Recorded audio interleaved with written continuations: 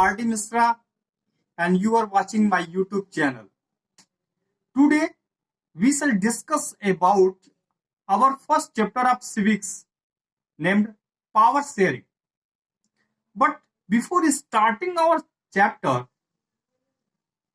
this is necessary to understand our civics syllabus in this session 2020-21. So let's understand our syllabus. Our civics syllabus has divided in 4 chapters. First is power sharing, second is federalism, third is political party, and fourth is outcome of democracy.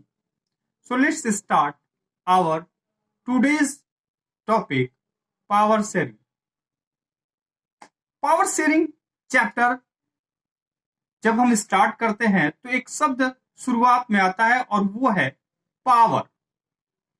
Power क्या है भाई? तो power को समझने के लिए हमको चलना पड़ेगा क्लास 9th के फर्स्ट चैप्टर फ्रेंच रेवोल्यूशन में। वहां एक फिलासफर थे, नाम याद आ रहा है, नेम है मॉन्टेस्क्यू। मॉन्टेस्क्यू ने कहा था कि been divided in 3 components. First, legislature, second, executive and third, judiciary. यानी पावर क्या होना चाहिए? पावर 3 पार्ट में बटे होना चाहिए अगर आप एक अच्छा एडमिनिस्ट्रेशन चाहते हैं। और अगर पावर 3 पार्ट में बना रहेगा तो किसी एक पर्सन के हाथ में पावर नहीं रहेगी और फिर मोनार्क सिस्टम नहीं आएगा और डेमोक्रेसी, सही अर्थों में डेमोक्रेसी आएगी। यहां हम ये समझने की कोशिश करेंगे कि अगर पावर शेयरिंग होता है इस तरह 3 पार्ट्स में तो क्या फायदा होता है और क्या पावर शेयरिंग जरूरी है और इसकी नीड क्या है। इसके लिए चलते हैं हम अपने बुक पे।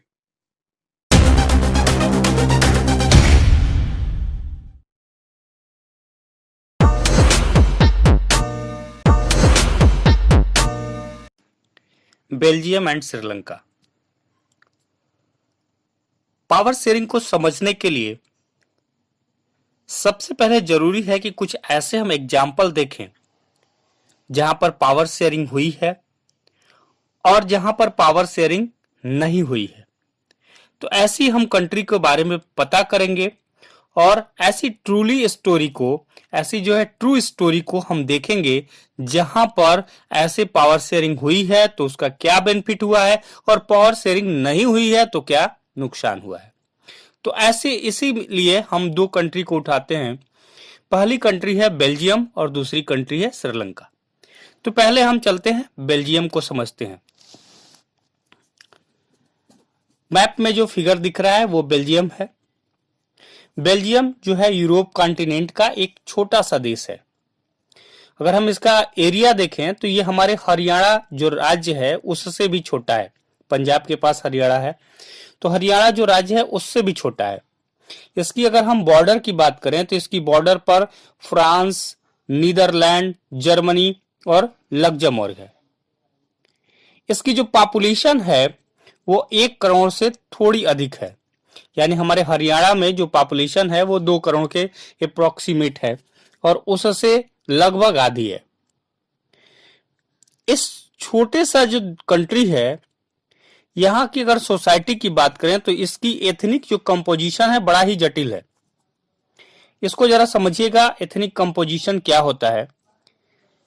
एक ऐसा सोशल डिवीजन जिसमें हर ग्रुप अपनी अपनी कल्चर को अलग अलग मानता है और किसी भी एथनिक जो ग्रुप है उसके सभी सदस्य मानते हैं कि उनकी उत्पत्ति जो है एक समान पूर्वजों से हुई है और इसी का उनकी जो है जो शारीरिक बनावट है या संस्कृति एक जैसी है। ऐसी जरूरी नहीं है कि इस सारी संस्कृति के लोग या ऐसे कल्चर के लोग एक ही धर्म को मानने वाले हैं या उनका नेशनलिज्म भी एक ही हो। तो ये है एथनिक कंपोजिशन। आप बुक में नीचे देखेंगे तो इस पर जो है लिखा हुआ है तो एथनिक कंपोजिशन का सीधे सीधे अर्थ समझ लेते हैं कि वहां पर कौन कौन से लोग रहते हैं, किस तरह के लोग रहते हैं और कौन से उनका कल्चर, सोसाइटी क्या है। तो वहां अगर हम बात करेंगे तो वहां जो बेल्जियम है उस देश की जो टोटल पॉपुलेशन है उसका 59%, नोट डाउन, 59% जो हिस्सा जो है वो फ्लेस्मिक इलाके में आता है। और ये जो इलाका है वो डच बोलता है। ये जो इलाका है ये सारे लोग डच बोलते हैं। मैप में जो पीले कलर का एरिया दिख रहा है ये फ्लेस्मिक इलाका है। क्लियर है? बाकी जो 40% लोग हैं वो वेलोनिया एरिया में रहते हैं और फ्रेंच लैंग्वेज बोलते हैं। सिर्फ ये रेड से दिखाया गया है इसमें। और सिर्फ 1% लोग ऐसे हैं जो जर्मन लैंग्वेज बोलते हैं। तो ये इसकी एथनिक कंपोजिशन हो गया। जो इसकी राजधानी है ब्रसेल्स, बीच में देखिए छोटा सा बना हुआ है। तो ये ब्रसेल्स जो है इसका जो एथनिक कंपोजिशन है वो एकदम उलट है। इस राजधानी में 80% लोग फ्रेंच लैंग्वेज बोलते हैं और 20% लोग डच लैंग्वेज बोलते हैं। अगर पूरे हम बेल्जियम को देखें तो वहां माइनॉरिटी में जो है वो फ्रेंच स्पीकिंग कम्युनिटी है। तो फ्रेंच जो स्पीकिंग कम्युनिटी है वो माइनॉरिटी में तो है, पर अगर हम कंपेयर करें डच स्पीकिंग जो कम्युनिटी है तो हम देखते हैं कि फ्रेंच स्पीकिंग कम्युनिटी ज्यादा रिच और पावरफुल है। बहुत बाद में जाकर अगर इकोनॉमिक डेवलपमेंट और एजुकेशन का लाभ पाने वाले जो डच स्पीकिंग लोग हैं उनको इस स्थिति को लेकर नाराजगी हो गई। इसके चलते 1950 और 1960 के 10th में फ्रेंच और डच बोलने वाले जो कम्युनिटी थी उनके बीच टेंशन बढ़ने लगा। और टेंशन बढ़ने के कारण क्या हुआ, उनके बीच काफी टकराव हुए। और ये जो टकराव सबसे ज्यादा जो दिखा वो ब्रसेल्स में दिखा, क्योंकि ब्रसेल्स में जो है फ्रेंच स्पीकिंग पीपुल ज्यादा थे, पावरफुल भी थे और रिच भी थे। डच बोलने वाले लोग जो थे वो अगर पॉपुलेशन के हिसाब से देखें तो पूरे बेल्जियम में ज्यादा थे, लेकिन रिच और पैसे के मामले में, पावर के मामले में देखें तो वो कमजोर थे और माइनॉरिटी में थे। ये है बेल्जियम की जो आपको जो है एथनिक कंपोजिशन, ये बेल्जियम की है। अब हम आते हैं दूसरे देश पे। फिगर में जो देख रहा आपको मैप दिख रहा है ये है श्रीलंका। आइए जरा इसकी भी हम कंपेयर करते हैं। श्रीलंका एक क्या है, एक आइलैंड नेशन है। भारत के नीचे ये है साउथ में, और जो भारत में तमिलनाडु है उसके साउथ जो है बैंक है, जो साउथ की साउथर्न कोस्ट है उससे कुछ दूरी पे है। इसकी जो पॉपुलेशन है करीब 2 करोड़ है, यानी पूरे श्रीलंका की पॉपुलेशन करीब करीब 2 करोड़ है, यानी हरियाणा के बराबर समझ लीजिए, अप्रोक्सीमेट। सबसे प्रमुख जो सोशल ग्रुप है वो है वहां पर सिंगली, जिनकी कुल पॉपुलेशन नोट डाउन 74% है। फिर तमिलों का नंबर आता है जिनका पॉपुलेशन जो है लगभग 18% है। तमिल भी 2 ग्रुप में है, एक वो जो श्रीलंका के मूल निवासी हैं वो 13% है, और जो हिंदुस्तानी तमिल हैं जो वहां पर जाकर जो अंग्रेजों के शासनकाल में वहां बगानों में काम करने पहुंचे थे, दूसरे वो लोग हैं। तो मौजूदा जो श्रीलंका का नक्शा है अगर उसमें गौर करें तो मुख्य रूप से जो है तमिल जो है वो नॉर्थ और ईस्ट प्रांतों में ज्यादा है। अधिकतर जो सिंहली बोलने वाले लोग हैं वो बौद्ध हैं, जबकि तमिल बोलने वाले लोगों में कुछ हिंदू हैं, कुछ मुसलमान हैं। और श्रीलंका की जो पॉपुलेशन है उसमें ईसाई लोग जो है, क्रिश्चियन लोग हैं, उनका हिस्सा 7% है और वे सिंहली और तमिल दोनों भाषाएं बोलते हैं। अब जरा सोचिए कि ऐसी स्थिति में क्या हो सकता है। अब जरा आप सोचिए कि ऐसी स्थिति में क्या हो सकता था। बेल्जियम में डच लैंग्वेज वाले लोग बड़ी संख्या में हैं और संख्या के बल पर फ्रेंच भाषी लोगों पर या जर्मन लोगों पर अपनी इच्छाएं थोप सकते थे। इससे उनके बीच में लड़ाई और बढ़ जाती। संभव है कि इससे बेल्जियम देश भी कई भागों में बढ़ जाता। ब्रसेल्स पर दोनों पक्ष अपना अपना बराबर का दावा ठोकते। श्रीलंका में जो सिंहली पॉपुलेशन है वो जो है मेजोरिटी में है और ज्यादा है, और वे लोग अपने देश पर, अपने मुल्क पर मनमानी चला सकते थे। अब आइए अब देखते हैं कि वहां की गवर्नमेंट ने क्या किया। तो चलते हैं अपने नए टॉपिक पे, मेजोरिटिज्म इन श्रीलंका। मेजोरिटिज्म इन श्रीलंका, श्रीलंका में बहुसंख्यकवाद की बात करेंगे। सबसे पहले मेजोरिटिज्म को समझते हैं। मेजोरिटिज्म होता क्या है? ऐसा बिलीफ है कि अगर कोई कम्युनिटी जो है जिसकी पॉपुलेशन जो है वहां पर ज्यादा है, वो अपने मनचाहे ढंग से देश का शासन कर सकता है, और इसके लिए वो जो माइनॉरिटी में जो लोग हैं या माइनॉरिटी में जो कम्युनिटी हैं उनकी नीड या उनकी इच्छाएं का क्या कर सकता है, इग्नोर कर सकता है। इसी को मेजोरिटी कहते हैं। सीधे अर्थों में ये समझिए कि मेजोरिटिज्म का मतलब कि जो ज्यादा संख्या में है, जिस कम्युनिटी के लोग ज्यादा संख्या में है, वो लोग उनको जो है क्या करेंगे, उनको इग्नोर करेंगे जो कम कम्युनिटी के, जो कम संख्या में जिस कम्युनिटी के लोग हैं। अब हम आते हैं इस टॉपिक को समझते हैं। तो टॉपिक को समझने के लिए सबसे पहले श्रीलंका को समझना चाहिए। श्रीलंका को आपको मैंने बता दिया कि क्या है, श्रीलंका की एथनिक कंपोजिशन क्या है, श्रीलंका कहां है, किस जगह पे है, इसको मैंने आपको समझा दिया। अब समझते हैं श्रीलंका में हुआ क्या। तो 1948 में, यानी हमारे देश की आजादी 1947 में हुई, और 1948 में नोट डाउन, श्रीलंका जो है एक जो है इंडिपेंडेंट कंट्री बना। जो सिंघली कम्युनिटी के नेता थे, लीडर थे, वो चूंकि मेजोरिटी में थे और इसलिए उन्होंने इस बल पर पूरे एडमिनिस्ट्रेशन पर अपना कब्जा करना चाहा।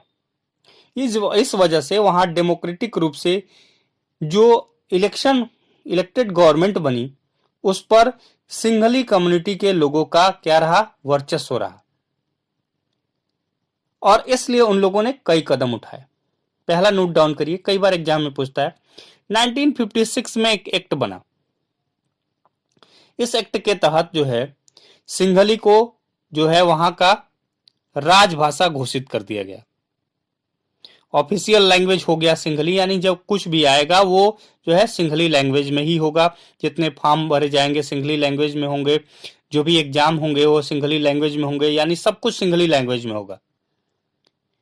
यूनिवर्सिटी और गवर्नमेंट सर्विस में सिंघलियों को जो है क्या दी गई, प्राथमिकता दी गई कि पहले सिंघली लोग को भरा जाएगा यूनिवर्सिटी में भी और गवर्नमेंट सर्विस में भी, उसके बाद बचेगा तो बाकी कम्युनिटी के लोगों को जॉब मिलेगी, नहीं तो नहीं मिलेगी। नए कॉन्स्टिट्यूशन के तहत यह भी प्रावधान किया गया कि गवर्नमेंट जो है जो बुद्धिज्म रिलीजन को मानने वाले लोग हैं उनको ज्यादा जो है क्या देगी, प्रोटेक्ट देगी, और उनको जो है बढ़ावा भी देगी, फोस्टर भी करेगी उन लोग। एक एक करके आए इन सरकारी फैसलों से जो श्रीलंका में तमिल लोग थे उनकी नाराजगी बढ़ गई और उन्हें लगा कि शासन उन्हें अपना समझ ही नहीं रहा है। ये देश, अपने देश में हम लोग क्या हो गए, बेगानापन हो गया मेरा, यानी देश में हमारे लिए कोई फीलिंग ही नहीं है। उन्हें लगा कि जो बौद्ध धर्मावलंबी हैं सिंघली, उनके लीडरशिप वाली जो सारी जो पॉलिटिकल पार्टियां हैं उनकी कल्चर, उनकी संस्कृति को लेकर जो है असंवेदनशील है, उनको उनकी कल्चर की कोई चिंता नहीं। और उन्हें लगा कि संविधान और सरकार की नीतियां उन्हें सामाजिक राजनीतिक जो अधिकार है उससे वंचित कर रही। नौकरियों में भी फायदे, अन्य कामों के साथ भेदभाव हो रहा है और उनके जो इंटरेस्ट है, हित है, उसकी अनदेखी की जा रही है। परिणाम ये हुआ कि वहां पर श्रीलंका में तमिल और सिंहली जो कम्युनिटी के लोग थे उनके बीच क्या होने लगा, उनके बीच कॉन्फ्लिक्ट होने लगा, उनके बीच टकराव होने लगा। अब क्या है, टकराव बढ़ते गए। अब इसमें जो श्रीलंका के जो तमिल थे उन्होंने अपनी पॉलिटिकल पार्टियां बनाई और तमिल को राजभाषा देने या क्षेत्रीय जो है स्वायत्तता देने, यानी उनको क्षेत्र में अपना शासन करने और एजुकेशन और रोजगार में समान अवसर देने की डिमांड करने लगे। लेकिन तमिलों की जो पॉपुलेशन थी, उसकी इलाके थे, उसमें उनका शासन देने की जो डिमांड थी उसको हमेशा जो है इग्नोर किया गया गवर्नमेंट की तरफ से। 1980 के 10th में नॉर्थ ईस्ट श्रीलंका में स्वतंत्र तमिल सरकार बनाने की मांग को लेकर कई ऑर्गेनाइजेशन बने, इसको इलम भी बोलते हैं। श्रीलंका में हमेशा दो गुटों में क्या हो गया, हमेशा टकराव होने लगा और यह टकराव जो है सिविल वार में बदल गया, यानी श्रीलंका में सिविल वार स्टार्ट हो गया। परिणाम स्वरूप दोनों पक्ष के हजारों लोग मारे जा चुके हैं। अनेक परिवार और मुल्क में भागकर जो है दूसरे देशों में, कुछ तो इंडिया में आ गए, यहाँ रिफ्यूजी बन गए, कुछ और देशों में। इससे भी कई गुना ज्यादा लोग जो अपनी रोजी रोटी की चौपट हो गई और इसलिए उन्होंने क्या हो गया, वो दूसरे देशों में भागते चले गए। हमारे देश के देशों में economic development, education, health system, इन सब के मामले में अगर श्रीलंका रिकॉर्ड देखा जाए तो हमसे वो अच्छे हैं, पर वहां का सिविल वार के मुताबिक वहां का सोशल, कल्चर और इकोनॉमिक लाइफ में काफी परेशानियां हुई हैं। 2009 में जाकर इस जो है सिविल वार का अंत हुआ। ये है पावर शेयरिंग सही से न करने का नुकसान। अब थोड़ा सा हम बेल्जियम को समझते हैं, क्या बेल्जियम ने भी ऐसा ही किया? तो नेक्स्ट टॉपिक पे चलते हैं, एकमेंडेशन इन बेल्जियम, यानी बेल्जियम की समझदारी। बेल्जियम के जो लीडर्स थे उन्होंने श्रीलंका से अलग रास्ता अपनाया। उन्होंने रीजनल डिफरेंसेस और कल्चरल जो डाइवर्सिटीज थी उसको उन्होंने स्वीकार किया और 1970 से 1993 के बीच उन्होंने अपने कॉन्स्टिट्यूशन में चार जो है अमेंडमेंट किए, 4 संशोधन किए, ताकि किसी को भी इस देश में अपनापन लगे और सभी मिलजुल कर रह सके, कोई किसी तरह का झगड़ा ना हो। कोई भी देश ऐसा नहीं कर पाया जैसा कि इन लोगों ने किया। अब एक एक को समझेंगे। पहला क्या किया उन लोगों ने, कॉन्स्टिट्यूशन में इस बात को स्पष्ट प्रावधान है कि बेल्जियम के कि जो सेंट्रल गवर्नमेंट होगी उसमें डच और फ्रेंच लैंग्वेज जो मिनिस्टर हैं उनकी जो है नंबर ऑफ मिनिस्टर समान होंगे। कोई भी विशेष कानून तभी बन सकता है जब दोनों भाषा के बोलने वाले लोगों के जो सांसद हैं वो उनका बहुमत हो। इस प्रकार किसी समुदाय के लोग एक तरफा फैसला नहीं कर सकते। दूसरा, सेंट्रल गवर्नमेंट की बहुत सारी पावर देश के 2 इलाकों में यानी रीजनल गवर्नमेंट को सौंप दी गई, यानी वहां की राज्य सरकारें स्वतंत्र थीं और वो भी अपना अलग तरह से काम कर सकती थी। ब्रसेल्स में अलग अलग सरकार है, इसमें दोनों कम्युनिटी का समान जो है रिप्रेजेंटेशन है। फ्रेंच लैंग्वेज बोलने वाले लोगों ने ब्रुसेल्स में समान जो रिप्रेजेंटेशन है इस प्रस्ताव को स्वीकार किया और डच भाषी लोगों ने सेंट्रल गवर्नमेंट में बराबरी का जो है रिप्रेजेंटेशन स्वीकार किया था। तो इस तरह हम देखते हैं कि यहाँ पर यहाँ पर क्या हो रहा है, एक समझौता हो रहा है और समझौता जो है आगे आने वाले इनके समय में फ्यूचर में पीस लाएगा। अगला क्या है, सेंट्रल और जो स्टेट गवर्नमेंट थे अलावा एक तीसरे गवर्नमेंट को भी कई बार पूछा गया है, तीसरे स्तर की भी एक गवर्नमेंट काम करती है, यानी जिसको हम कहते हैं कम्युनिटी गवर्नमेंट। पिछले साल ही आया था बोर्ड के पेपर में, इसको हम कम्युनिटी गवर्नमेंट कहते हैं। इस गवर्नमेंट का चुनाव एक ही भाषा बोलने वाले लोग करते हैं।